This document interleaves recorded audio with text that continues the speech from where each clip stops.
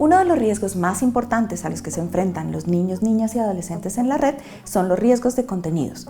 ¿Y qué son los riesgos de contenidos? Básicamente son todo el material gráfico o escrito que puede ser inadecuado para los menores de 18 años. Ahora, pensemos, ¿por qué este tipo de contenidos son problemáticos? Básicamente porque los niños y niñas no necesariamente están preparados para procesar la información que viene en esos contenidos. En algunos casos es porque es demasiado avanzada para esa edad, o en otros casos porque contiene gran cantidad de violencia o gran cantidad de contenido sexual que es completamente inapropiado para su edad. Otro de los efectos nocivos que tiene este tipo de material en el desarrollo de los niños y niñas es que puede acelerar procesos. Por ejemplo, si exponemos a contenido sexual explícito a niños y niñas muy pequeños, podemos estar iniciando procesos que todavía no están listos para iniciar. Adicionalmente, si de manera reiterada niños y niñas se exponen a contenido sexual explícito, puede iniciarse en ellos algo que se llama sexualización o hipersexualización, es decir, que procesos normales que se dan en su desarrollo en etapas posteriores empiezan antes y eso lesiona el desarrollo de los niños. Pero tal vez una de las razones más importantes por las cuales este tipo de contenidos son nocivos para los niños y niñas es porque no están listos para procesarlas. Altos contenidos de violencia, como por ejemplo los que pueden ver en las películas, incluso en los videos virales que vienen sobre peleas o sobre agresiones, hacen que ellos empiecen a adquirir ideas erradas sobre cómo solucionar conflictos o cómo relacionarse con las otras personas. Ahora, también este tipo de riesgos de contenido se pueden asociar con riesgos como los de contacto. Es decir, si yo estoy expuesta a información como de la que hemos estado hablando, puedo tener la iniciativa de encontrarme con una persona, de interactuar con una persona en la red, lo cual me hace más vulnerable a situaciones como la explotación sexual de niños, niñas y adolescentes. Una idea muy importante que debemos mantener en nuestra mente es que todos los contenidos de los que estamos hablando son inapropiados. ¿Eso qué quiere decir? Que no son adecuados ni para los niños, ni para las niñas, ni para los adolescentes. Pero una distinción muy importante que tenemos que hacer es entre los contenidos que son nocivos y los contenidos que son ilícitos. ¿Qué es un contenido nocivo? Es aquel que, aunque es permitido por la ley, puede tener efectos negativos en el desarrollo para los niños, niñas y adolescentes. Por ejemplo, un tipo de contenido nocivo para niños, niñas y adolescentes es el material de pornografía con adultos. Si bien este está permitido por la ley, al ser expuestos los niños a este tipo de información pueden tener efectos negativos en su desarrollo. Otro de los contenidos que puede ser nocivo para niños, niñas y adolescentes son las imágenes que glorifican el suicidio o las autolesiones. Estas son imágenes o textos que hacen apología de situaciones en las cuales las personas deciden quitarse la vida, motivan a otros a quitarse la vida o a producirse autolesiones como cortadas o daños en el cuerpo. Este contenido que glorifica el suicidio o las autolesiones puede ir en detrimento de los niños, niñas y adolescentes porque se convierte en un modelo a seguir.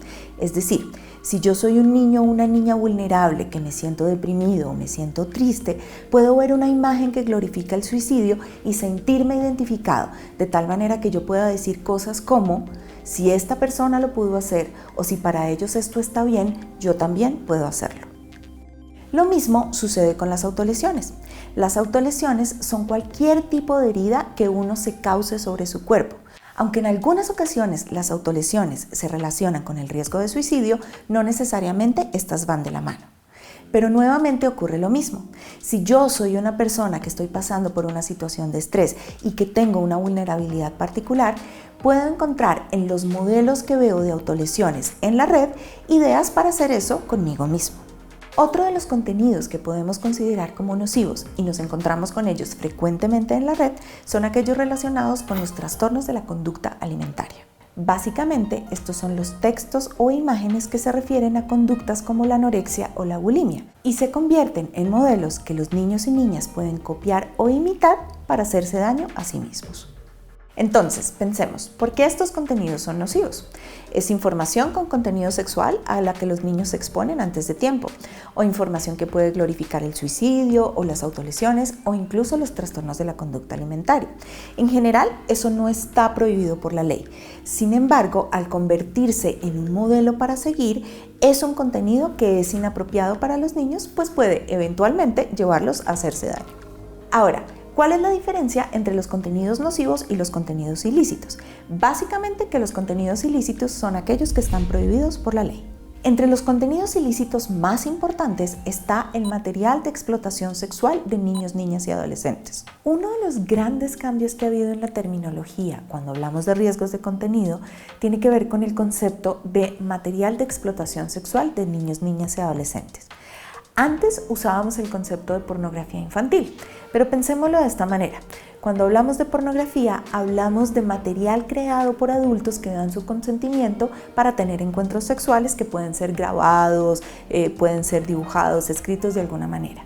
En el caso de niños, niñas y adolescentes, no es posible que ningún menor de 18 años dé su consentimiento para participar en actividades de tipo sexual explícitas o sugeridas. Por lo tanto, eso se denomina material de explotación sexual de niños, niñas y adolescentes. Entonces, ¿cuál es la diferencia entre un contenido nocivo y un contenido ilícito? Básicamente que los contenidos ilícitos son aquellos que son prohibidos por la ley.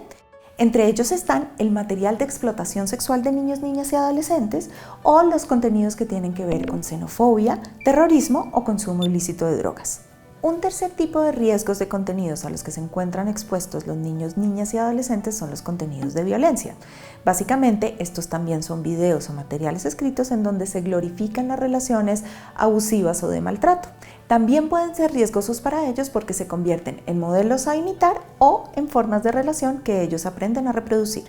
Finalmente, uno de los riesgos más importantes a los que se enfrentan niños, niñas y adolescentes y sus familias es el del contenido falso en Internet o el de los retos virales. El problema con este tipo de información es que presentan una realidad distorsionada sobre lo que está pasando en el mundo o sesga nuestra propia percepción sobre los problemas a los que nos estamos enfrentando.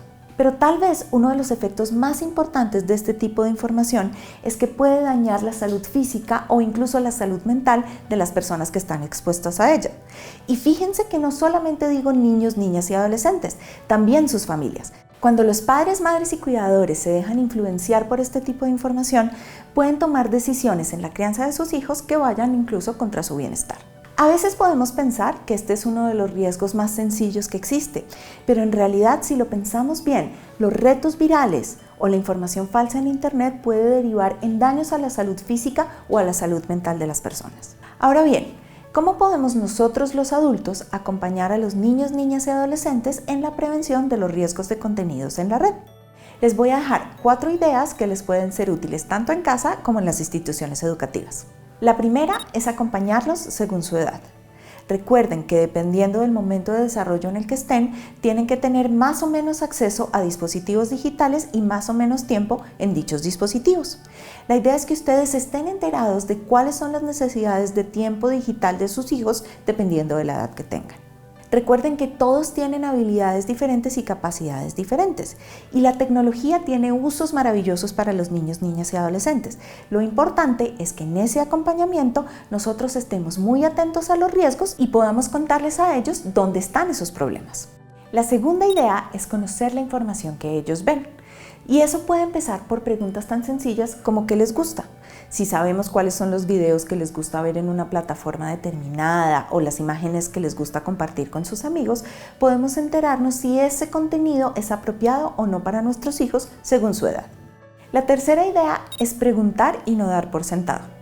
A veces pensamos que nuestros hijos acceden a contenido que es apropiado para ellos porque está en una plataforma que dice que es apropiada para niños, niños y adolescentes. Y eso no necesariamente es así. Siempre preguntemos qué es lo que estás mirando, dónde lo estás mirando, revisemos los controles parentales y todas aquellas herramientas que nos da la tecnología para cuidar a nuestros niños, niñas y adolescentes. Y la regla más importante es siempre tener un canal de comunicación abierta con nuestros hijos.